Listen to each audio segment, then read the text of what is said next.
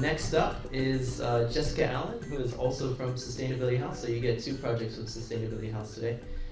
She is a sustainable building consultant with them, and within that role, Jessica provides energy efficiency consultation and assessments for residential dwellings to ensure compliance with the National Construction Code.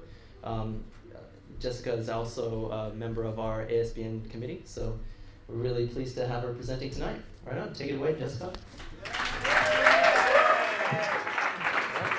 Thank you. I've ditched my notes, so bear with me. This is pretty scary. I'll probably forget it, and this will probably only go for 4 minutes, but that's fine. Okay, so the house I'm presenting tonight has been labelled Getting There. As you can see, it's not quite finished. The clients have moved in this week though, so it's all ready to go for Sunday, but there's still some landscaping and things to be done. But the bones of the house are there, and you can appreciate what they've done. So when these clients began this process and they decided they wanted to build their own house, they knew what they wanted. That one of the wife already worked in the industry. She knew the basic principles of good orientation, insulation, cross ventilation, thermal mass, and they did not want any heating and cooling. So they had a floor plan. They knew how they wanted the house to look, so they just needed it tweaked to suit the site.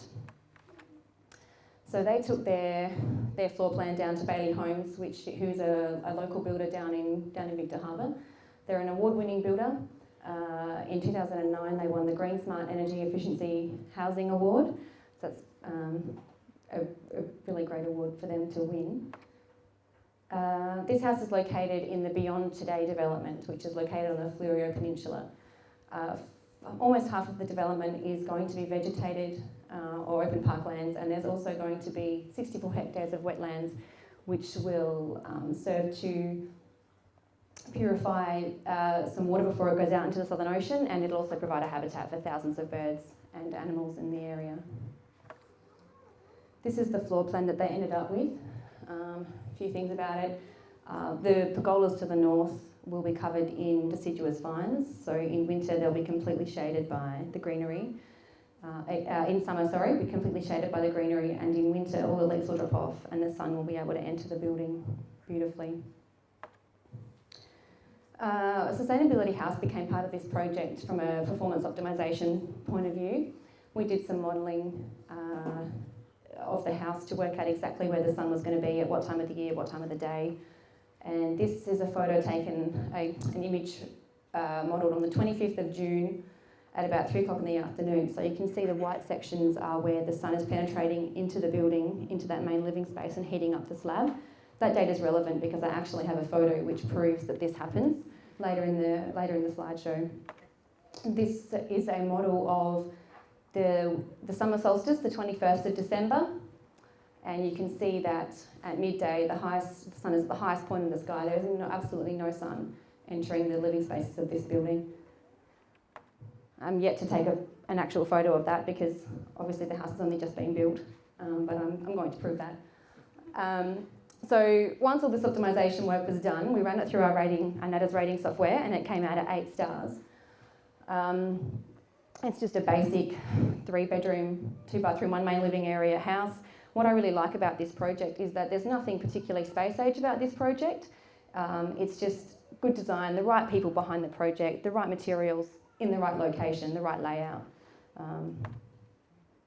So the house is clad in 75mm EPS, which is a polystyrene product with very high insulative properties. delivers up to 200 times its own resource cost in thermal energy savings. Lightweight, easier transport equals lower fuel costs, effective and durable thermal insulation, absolute water and vapour barrier, airtight, long life, low maintenance, and recyclable. I think there's a common misconception that polystyrene is not recyclable, but I believe that offcuts can be broken down and recreated into new panels. So the house has R5 in the ceiling, R2.5 in the external walls, and there's internal insulation as well. These timber beams, the clients were really lucky to get these. The causeway between Victor Harbour and Granite Island was refurbished in 2012, and they got their hands on some of that causeway. So they've got a beautiful piece of the local history embedded in their project. The vanity is also made out of recycled timber. This has been much more finished.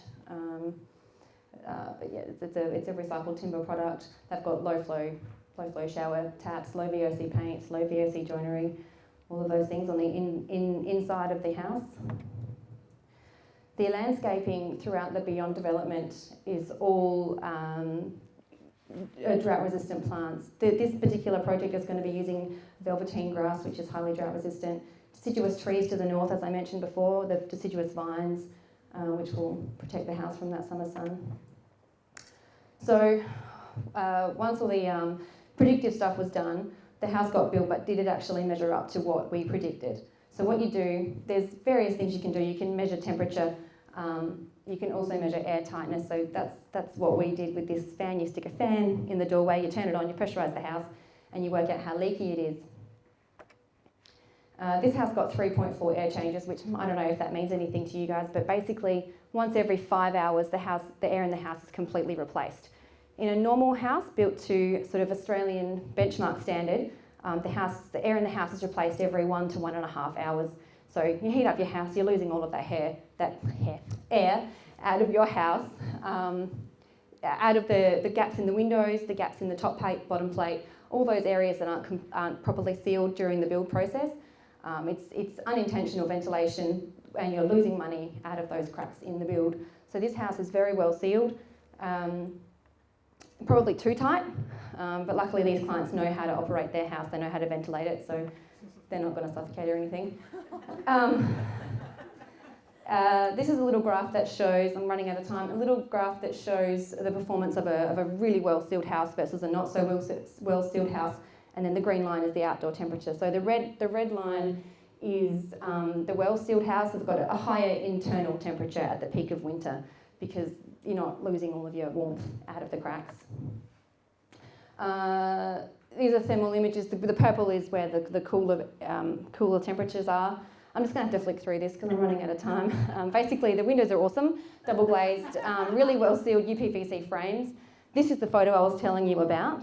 You can see the sun gets right to the back wall, and that happens throughout the whole day. Blah, blah, blah. So solar panels, solar hot water, 20,000 litres of rainwater that services the house for the whole year. So, yay, 4 seconds to go.